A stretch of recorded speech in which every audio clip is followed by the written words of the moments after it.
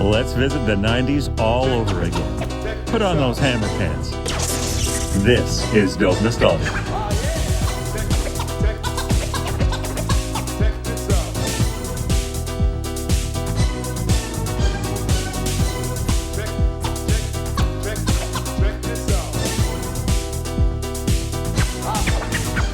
Welcome to episode 286 of Dope Nostalgia, a proud member of the 604 Podcast Network.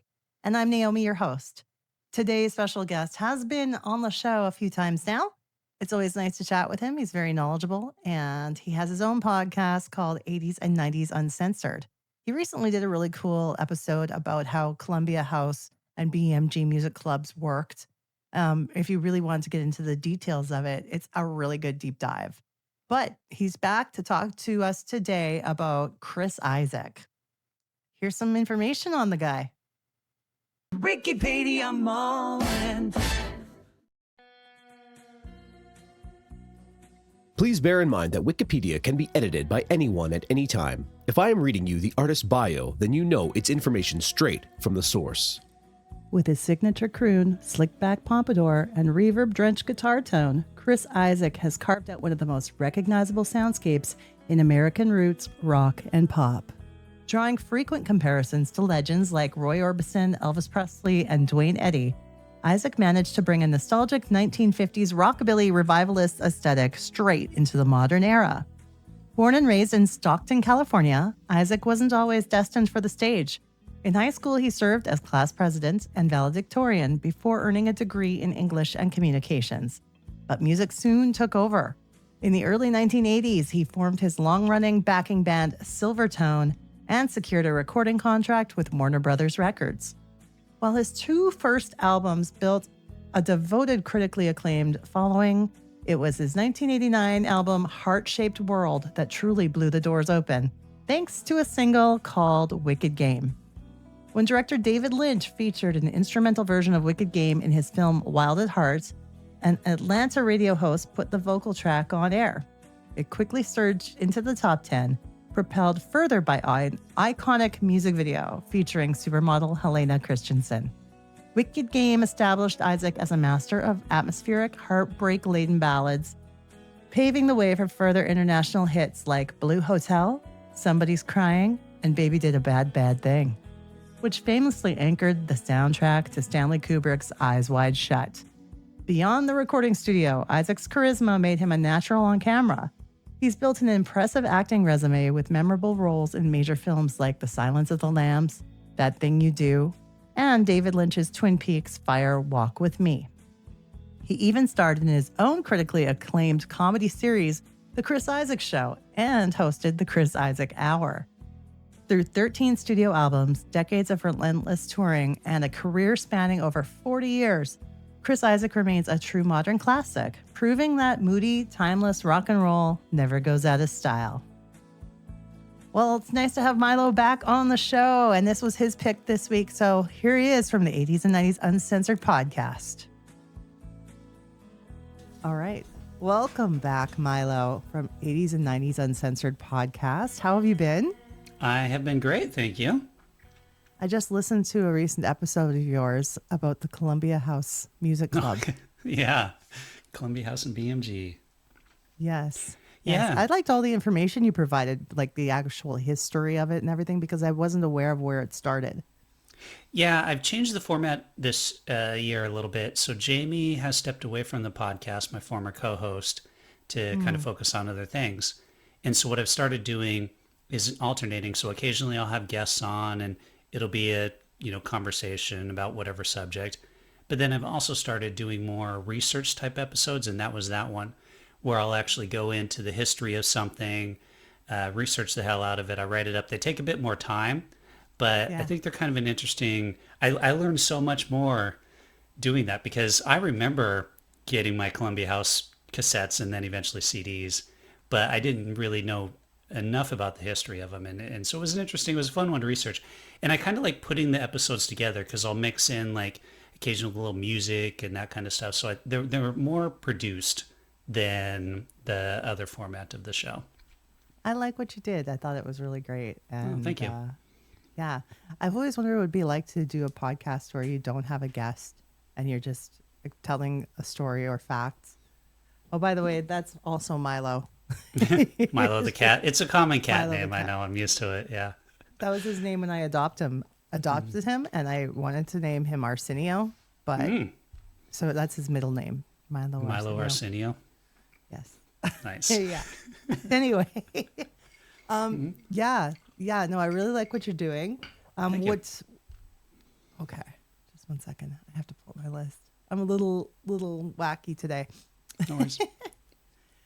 So today we decided who we were going to talk about, and I thought you brought up a great idea, Chris Isaac. Chris Isaac. I love Chris Isaac. I'm a huge fan. So you know what surprised me in doing my research was the man just turned 70 a week ago. 70. Oh, wow. He doesn't even look close to 70.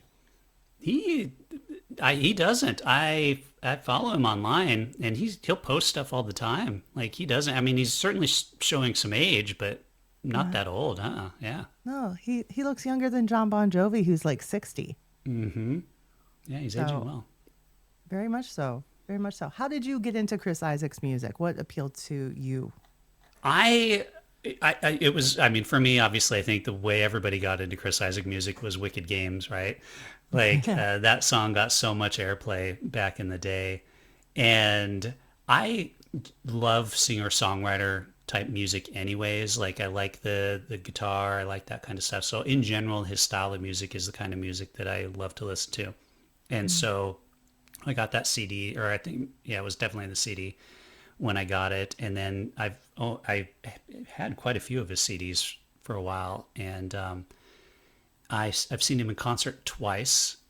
So good. Yeah, the first time, and there were great shows both times. So in Seattle in the late 90s, they would do concerts down on the pier. So down on the waterfront, they had this pier that went out, and they would do these concerts there, and they were small. They weren't huge concerts because it wasn't a big space. And the first time I saw it, I went on a date with this girl. And it was funny, I remember, because I bought the tickets in advance. But I'm like, hey, I tried to play it up like I hadn't. So I'm like, hey, let's go see Chris Isaac, right? And he has a spontaneous thing. And we're like, we go down there. And then by then, of course, it had been sold out. So then she was all kind of annoyed at the fact that like they had been sold out. And I'm like, oh, well, I guess it's a good thing I bought tickets in advance. And so we went and saw the show there. It was good. And then the second time, there's a venue up north in Woodinville, northeast of Seattle. And it's a winery called the Chateau Saint Michel Winery. And they do a summer concert series. And again, it's not a huge venue. And what's nice about that one is it's just out on the grass. And so you take your picnic blanket, you have some wine and whatever, and you sit there and watch a show. So it was just the perfect venues to watch a Chris Isaac show.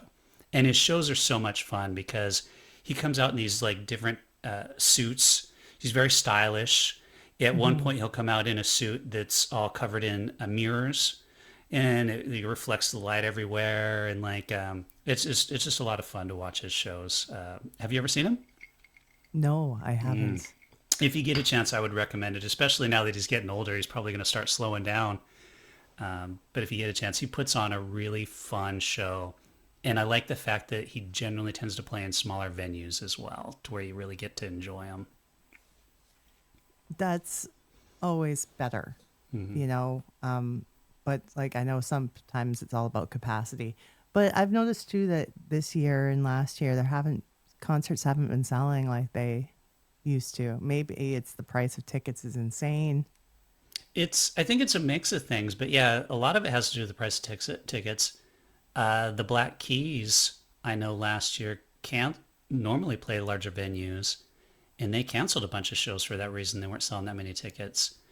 And which is kind of funny because Brandy Carlisle, if you know her, she's huge now. So I saw her years ago at just this tiny little venue in Seattle. It was basically just a bar that she played at. And I'm like, oh, this is great and stuff. And now she's gotten huge. And there's a outdoor venue in Central Washington called The Gorge.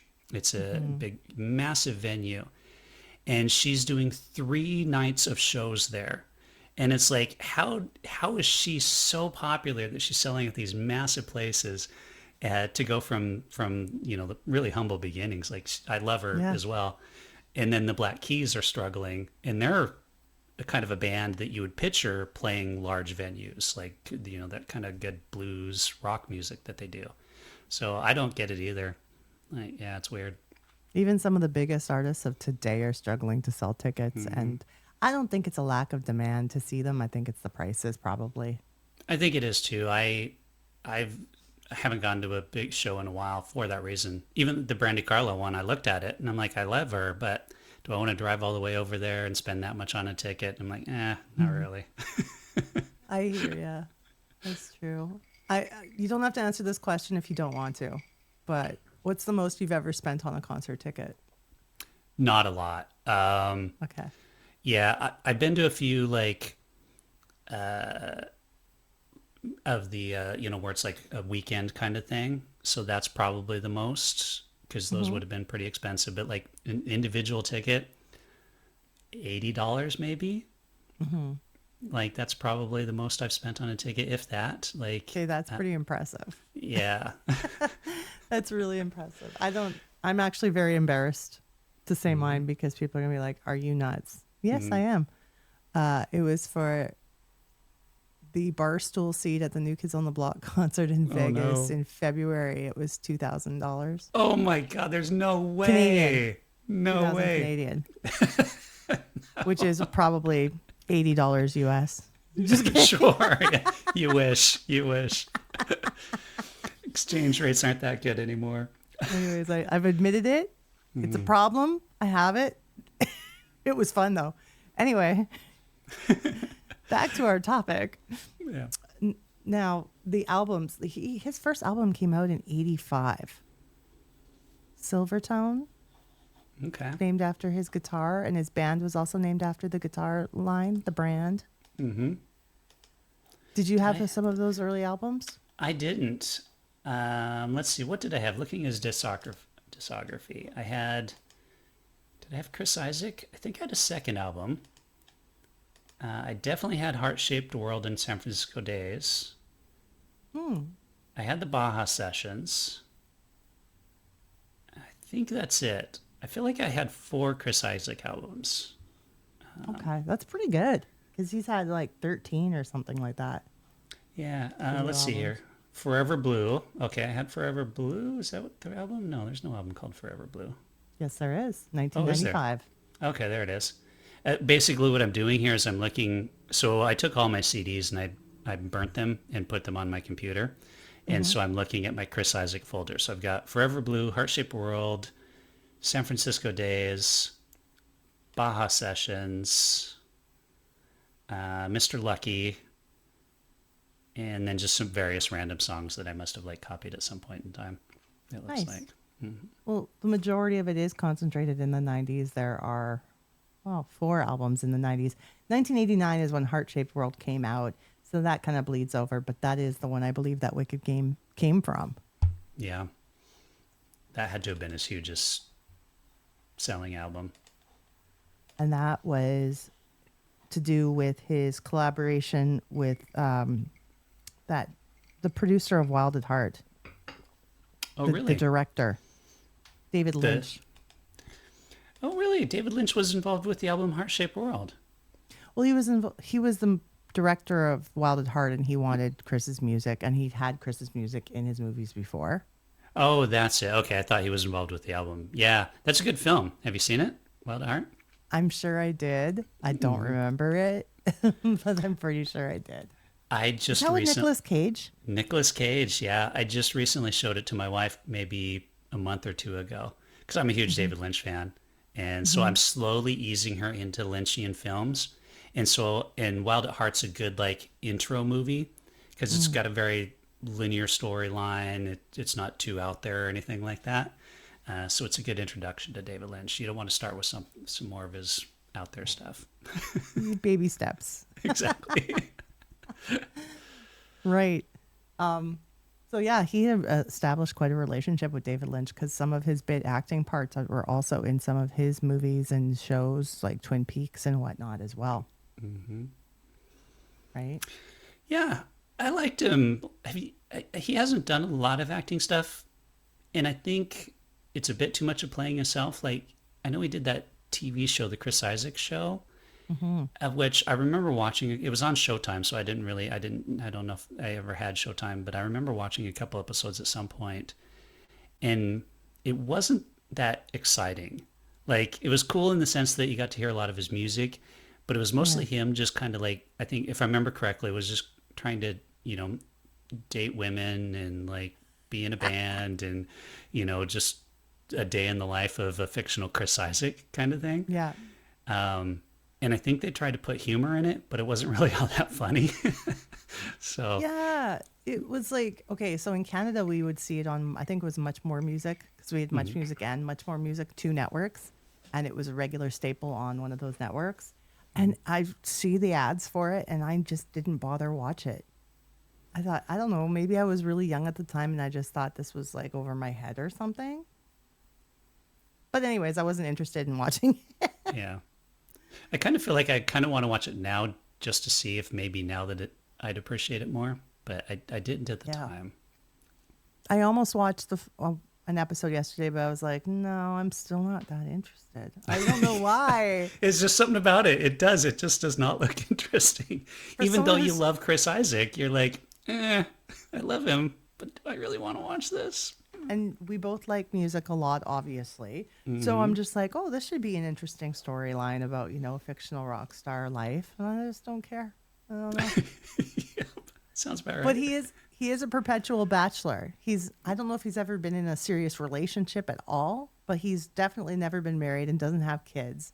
And he says, because I'm married to my music, basically. He's more interested in music. Music comes first before a relationship. So he probably is having a lot of fun out there, or has in the past. But that's his personal business still. I think that's kind of what he was playing on with the show too. Yeah, you definitely got that. And, props to him. Like, who says that you have to get married and kids and settle down? Like, I mean, it's fuck society. If you want to, like, roam around the world playing in your band and, having fun, then do it. You only live once, right? Yeah. Well, so good for live him. your life the way you, as long as you're not hurting anybody, live your life the way you feel. Yeah. He doesn't seem like, I mean, you don't hear any news stories about, like, especially now with celebrities, you hear stories about, like, back in the day, they did this or did that. I've never seen any story come across about him like that. There's one. Like, is there really? Oh, I discovered yesterday that it's not, I don't know what to say about this. So basically, and I don't know if it was staged or not, but it's at an awards show, and it's from 1993, and he's presenting an award, it looks like, with Cameron Diaz. Oh, I know what you're going to, yes, I remember this.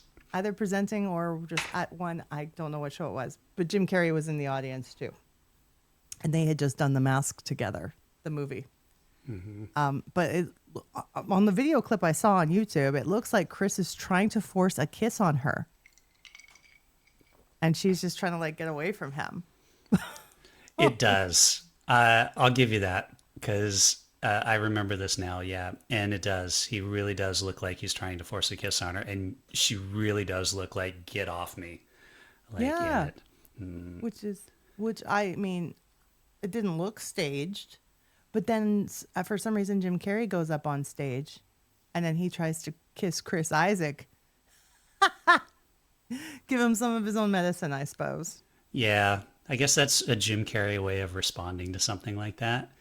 I don't picture him as, like, too much of a fighter or, like, make a big deal out of it. It's just like, I got to respond to this. How can I do this in a Jim Carrey way? Okay, I'll try to kiss Chris Isaac. He didn't go up there and slap him in the face like Will Smith would have. Exactly. But, exactly. Yeah, I love Jim Carrey. Yep. Still, yeah. What's so with these albums that you own by Chris Isaac, what songs are some of your favorites that you would recommend?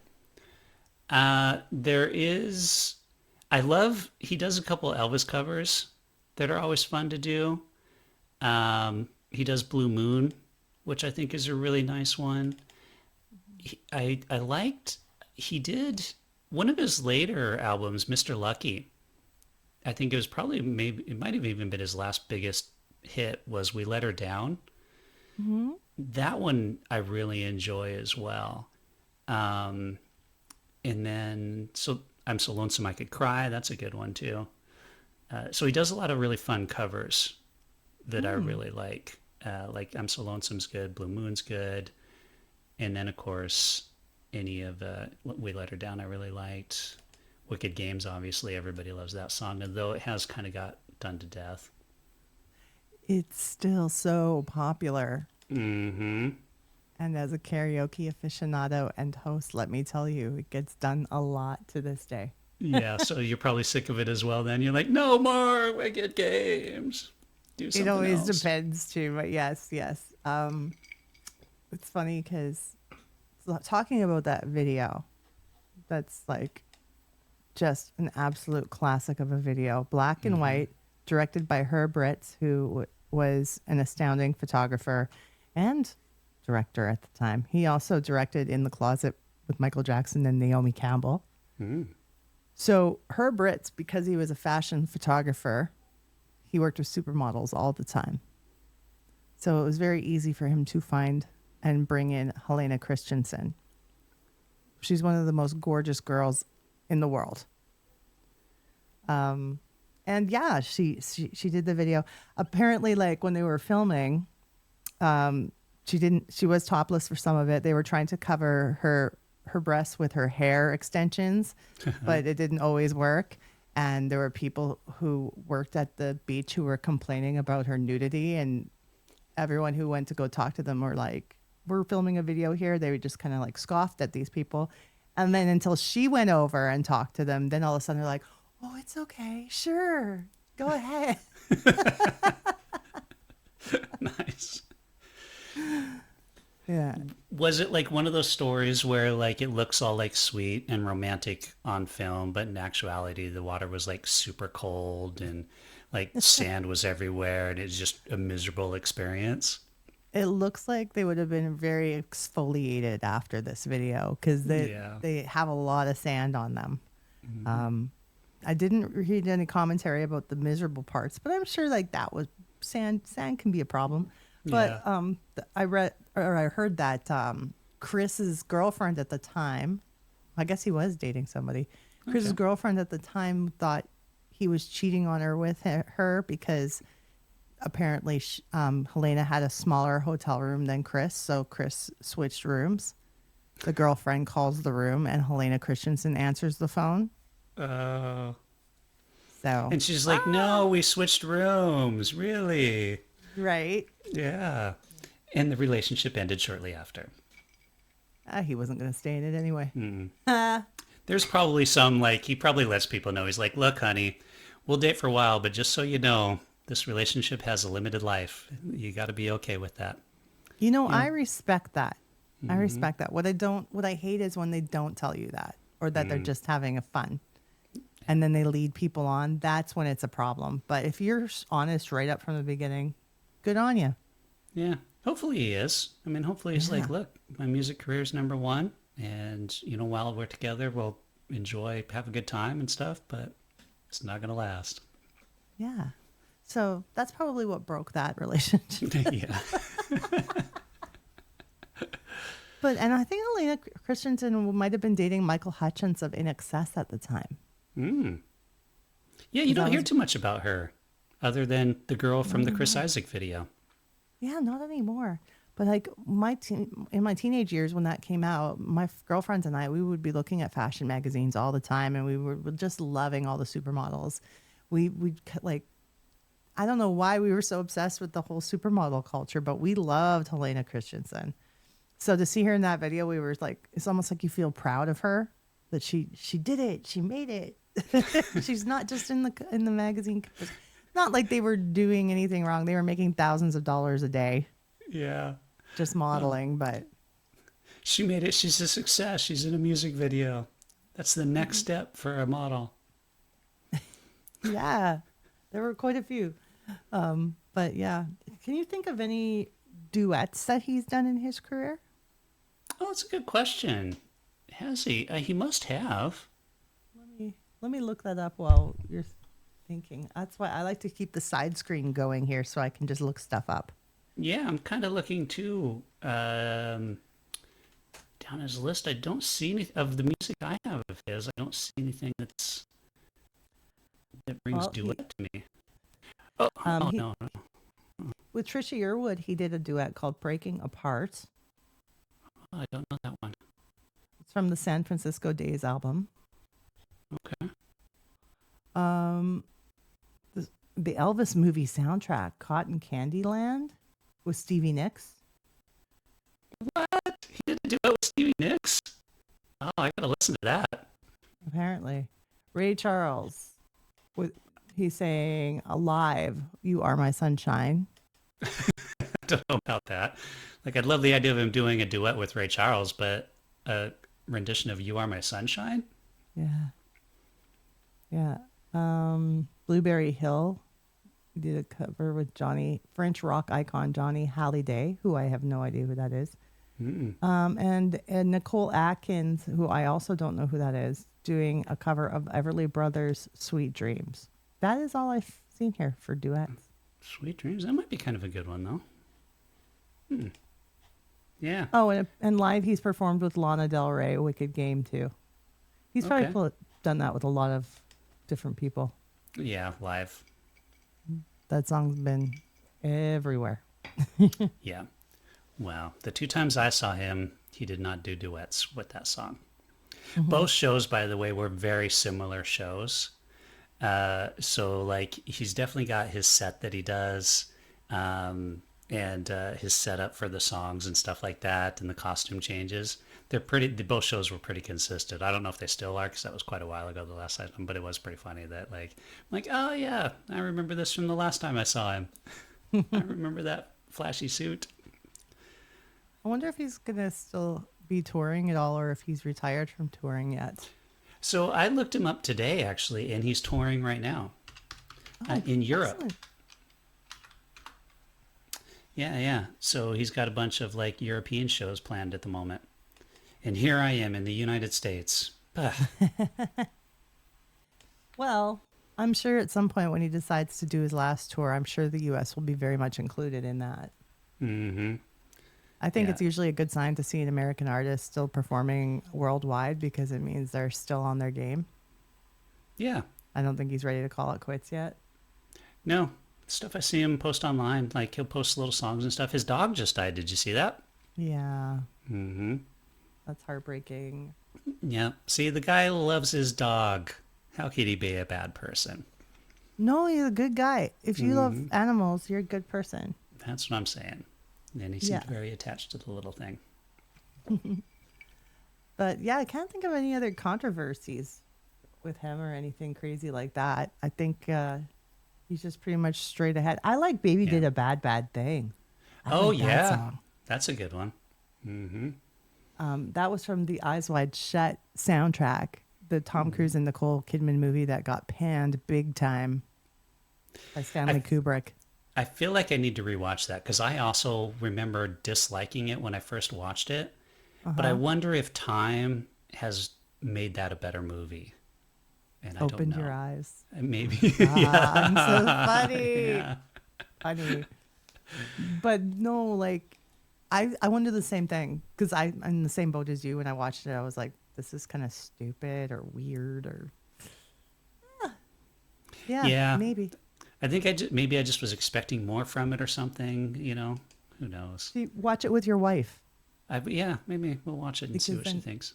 Get her opinion. I think when you're watching it with anything with somebody for a second go around, it's interesting to get their opinion on it as they're checking it out. Yeah. Mm-hmm. And, like, I was thinking about the Kiss thing too. Like, maybe he just got caught up in the moment and was a little overzealous or something. Had a couple drinks. It was the 90s, you know. Not necessarily to defend him, but, like, boundaries. Exactly. Boundaries are more well defined in our era now. I think so. Exactly. Like, yeah. Which is good. Mm-hmm. Whereas now, I think people would be less inclined to try something like that without. This is true. Yeah. I'm just looking through his Wikipedia to see if anything else stands out here that we haven't gone over. Maybe some of the movie appearances. Have you seen him in any of these movies? Let's take a look here.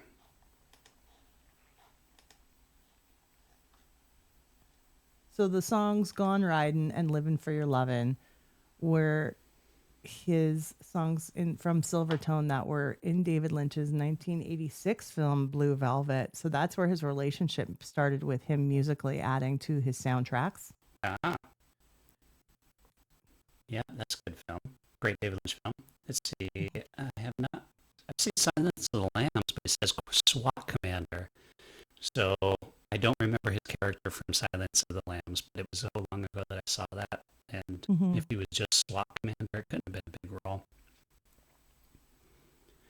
Little Buddha. Oh, there's a crappy film.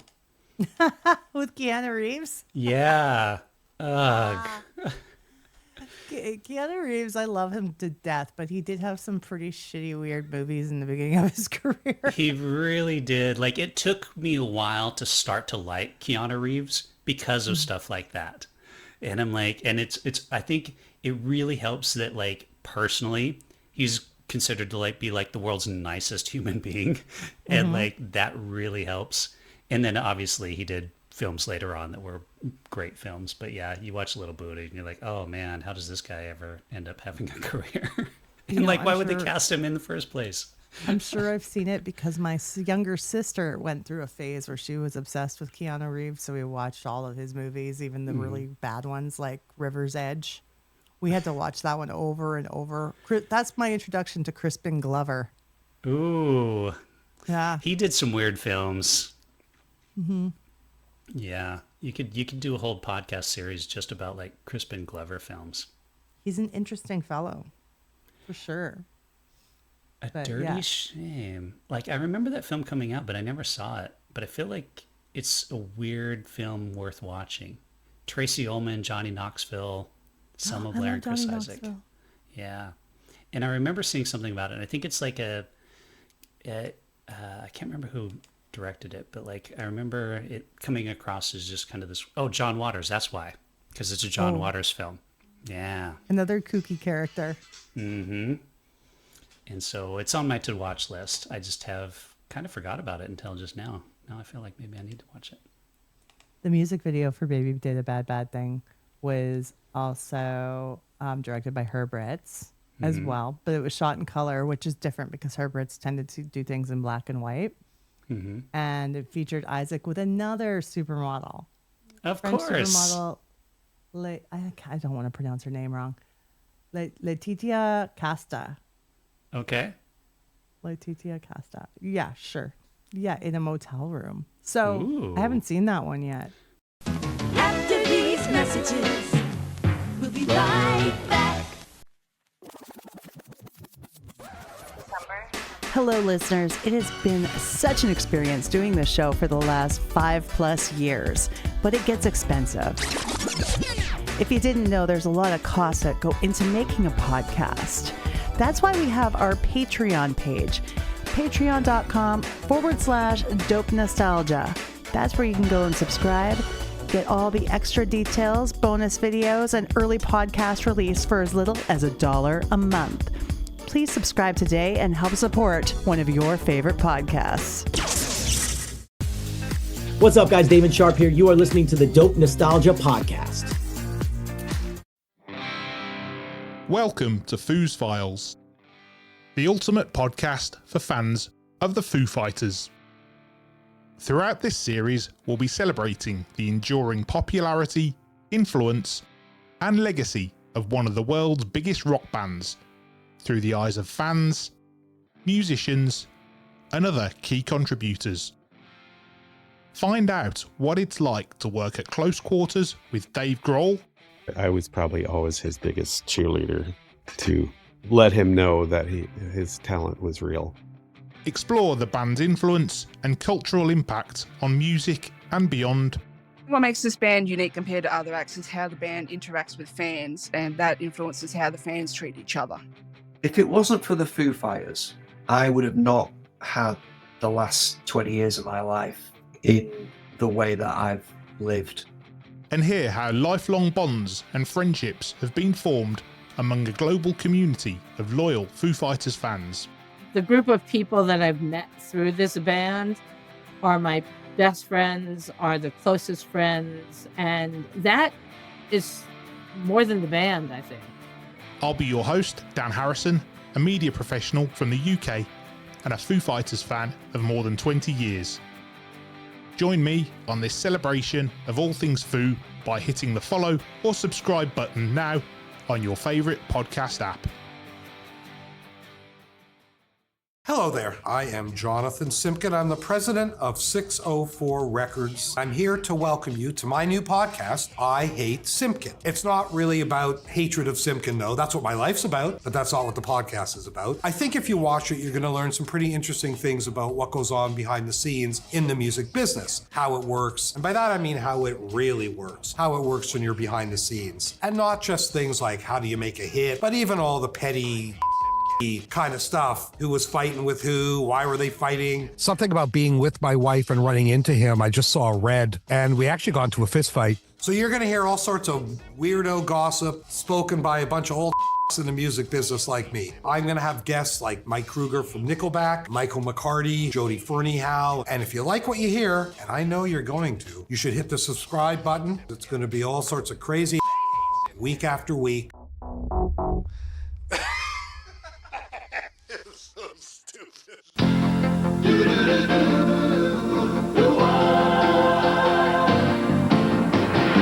It doesn't matter what comes, fresh goes better in life. With Mentos fresh and full of life, nothing gets to you. Staying fresh, staying cool. With Mentos fresh and full of life, fresh goes better. Mentos fresh and fresh goes better with Mentos fresh and full of life. Mentos, the fresh maker.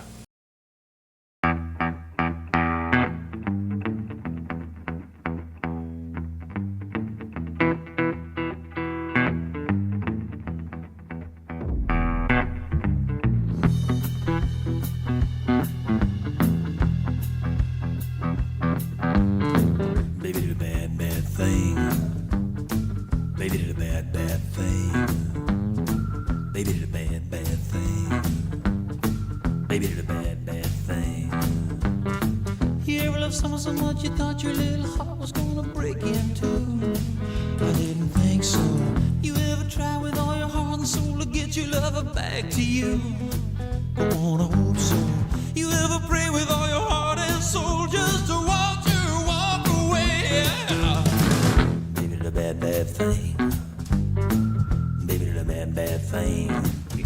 Yeah, so Chris Issak goes into a motel room and he sits down and he's watching the TV. And it's basically this woman, the Titia Costa, who is in another room basically recording herself or videoing, herself doing this dancey thing, and then eventually turns there's a guy in the room with her and stuff like that. Basically, the idea is like she's either cheating on him or trying to make him jealous or something like that. And so Chris Isaak's singing his song and, whatever. And she's gorgeous. Oh my goodness. I can see why they picked her to put in this video. Like, the girl is absolutely beautiful. And I even looked it up while you're away. And VH1, for those who remember VH1, it actually aired two versions of the music video. The censored version, which was played before 9 p.m., and the uncensored version, which was played after 9 p.m., as it was recorded as too steamy by the network. Ooh. Yeah. VH1 ranked it number 28 on sexiest video moments. So, it's a saucy video. Okay. I don't know if I was watching the too saucy version or the less saucy version because I was watching it on YouTube. Yes. But it's pretty. I can see it. Yeah, she's lovely. Wow. I'll have to check it out. Check it out. Yes. That's a good. It's funny. It reminded me a little self plug here. I wrote a book called Gray Skies, Concrete Dreams.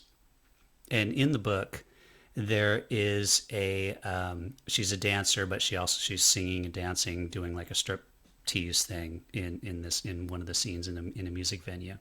And she's doing it to Wicked Games. But now after watching this, I should have written it to Baby Did a Bad Bad Thing. That would have been a much better.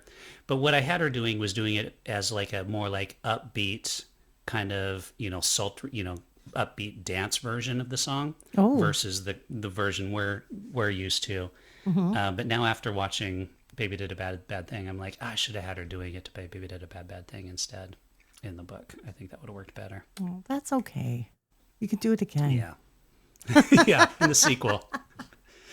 Well, she's an interesting character. She's only in it for like a short period of time, but I actually was thinking about that. Like, if I ever do like an expanded universe or whatever, and like follow other characters in the book, their stories, she's probably the one I would write a story about. Like her, maybe another guy. Like they're both interesting. The main character, I wouldn't do another story about him. He's lame, but yeah. Been there, done that. Mm-hmm. Yeah. Okay. So good music video. Check it out, audience, if you haven't seen it. It's saucy. It's giving me ideas of bonus content for the Patreon. I'm thinking. So I was going to ask you too, any other tidbits on Chris Isaac that you'd like to share? Not that I can think of. Like, I don't know, like, I'm sure he's must have won a decent number of awards at various points in time. That kind of stuff. But no, I don't really know too much about him personally to really mention or anything like that, other than his music and music video and TV and show appearances. But beyond that, that's it. Yeah. He's just this ultra cool rockabilly dude who had massive hits and songs that still stay around, and a TV show. Chris Isaac, I can't believe you're 70. Congratulations. The guy's got style. In 100%, like in his 70s still. He is still a studly stud. So props to him. Before you go, I thought I might ask you a few questions that are 90s related that I've been asking some of my regular friends that come on the show. Okay. What were some of your... I don't think I've asked you these before yet. But we'll start with this one. What were some of your favorite magazines you were reading in the 90s? I read Entertainment Weekly. And that was the big one for me because I was so into like movies and that kind of stuff. Probably Entertainment Weekly would be the big one. That's the first one that comes to mind. It had so many inside scoops on like upcoming movies and TV shows, record releases. It was they got some pretty cool photo shoots in there too, I remember. Yeah. So that was mine. Do you remember when you got the internet? Or when you first used the internet? Can you describe that experience? Trying to remember. I think after I moved out, my at school, I remember being in college. This is my freshman year of college would be the first time I used the internet. And we had a computer lab on campus. And we had to go, this is how old I am, we had to go down to the computer lab with like one of the teachers, I think it was my English class, and they actually had to walk us through like how to set up an email account and that kind of stuff. And my first email account was a Hotmail account, and I don't remember what my email address was, but like I remember it was a Hotmail account, and so that was the first time using a computer, was setting up a Hotmail account. And then it wasn't until like a couple of years later that a friend had a computer. And I got to experience the dial-up tone and the disc that you had to put in and all that kind of stuff. And so I would go over to his house and be like, "This is so cool." It was pretty mind-blowing. That's why it was an amazing time. I'm one of those Zennials that was born between like 77 and 83. So the definition is basically you got to live a childhood with and without the internet. And yeah, like I played outside, but then when we got our first computer, I would just like went crazy for it, and I became obsessed with computers. So yeah. Because it was cool and new and exciting. Like now you're raised with it, so it's not cool and new and exciting. But And it was worth it. And the best part was the dial-up. So you had to go through the dial-up process, and then it was over the phone line, so nobody else could call you or anything like that. You basically locked up the computer, the phone in the house in order to be on the internet. Don't pick up the phone. Come on, I'm on the computer. Do it. Yeah. People are like, I tried to call you, but I couldn't. Nope. Now, I was on the computer. I don't know much about MTV because, like, I'm a Canadian, but what are some of your MTV favorite shows and memories that you liked from the channel? Eon Flux was a big one, like, because you'd be up, because it was on late, so you'd usually only get to watch it maybe like on a weekend when you were up late or something like that, and you'd watch Eon Flux, and it was just this weird animated show with this like super sexy animated girl running around kicking butt. Was it anime? And, it was animated, yeah. Okay. Mm-hmm. No, anime. Yeah. Was it Japanese? Oh, was it Japanese anime? Oh, that's a good question. Yeah. It might have been. I don't know. I don't either. I'm sure some audience member will know. If you know more about Aeon Flux, give us a call at the Dope Nostalgia Hotline. The number is 1-888-741-9192. Anytime I can fit that into a show, I do. Yeah. See, set it up for you right there. And then I just remember some of the music videos. Obviously, Madonna and Michael Jackson were the big ones back then. Or the first time you see the Nirvana music video, when Nirvana first came out, and they were so huge, and you're like, oh yeah, this rocks. And then to learn the history of the video, which was basically just filmed in a gymnasium with some people that got of their concert that got invited, and Kurt Cobain didn't even want to be there and was like a total dick about it. He was so anti being famous. It was kind of funny. Yet became so famous. And there was like two camps of thought, I swear, on the whole Smells Like Teen Spirit thing. You're either like, this is amazing, or I fucking hate this. I was in the I hate this camp. I was not. Oh, no. I was content in my little pop music world. Mm-hmm. I didn't need this to come along and disrupt it. And did it ever disrupt it? Oh yeah, it did. No, I was in the love it. I remember a friend in school bought the CD and played it for me and was like, you got to hear this. And I'm like, oh my gosh, this is the best thing ever. Loved it. Yeah. Music did need that shake up at that time. Mm-hmm. I realized it later. At the time, I was not having it, but later I was like, and then when Alice in Chains came out and Soundgarden and all those guys, I was like, okay, I like this stuff. This is good. I had a job for a while working the night crew at an Albertsons. And of course it was just the night crew, the freight crew. And so we would put on like the alternative music station, and that's the stuff they would play would be that. So that's good stuff. Very cool. Very cool. Milo, it's always really nice to talk to you. You're fun, you're engaging, and I love your show too. So I hope people go and check out 80s and 90s Uncensored. Thank you. Thanks for having me on the show. It's always fun to be on this show and talk about this stuff. Love it so much. Yeah. And I love going off topic. Yeah, that's part of the fun. That's why that is the advantage to like this type of a podcast episode versus the solo ones. Because when you're talking to somebody, sometimes they just go in weird directions, and it's fun. You can follow Dope Nostalgia on Instagram at @dope_nostalgia and YouTube at Dope Nostalgia Podcast. Call and leave a message on our voicemail toll free. The number's 1-888-741-9192. This podcast is licensed by SOCAN because we believe that artists should be paid for their work.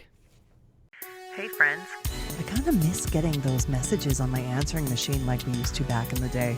What I'd really love is to hear from you, the listeners of Dope Nostalgia. This is your chance to be on the show, giving feedback, telling us what you love, what you hate, and who you'd like to see more of.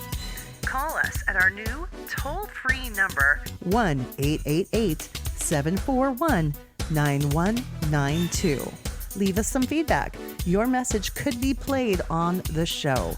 So give us a call, 1-888-741-9192. Toll-free.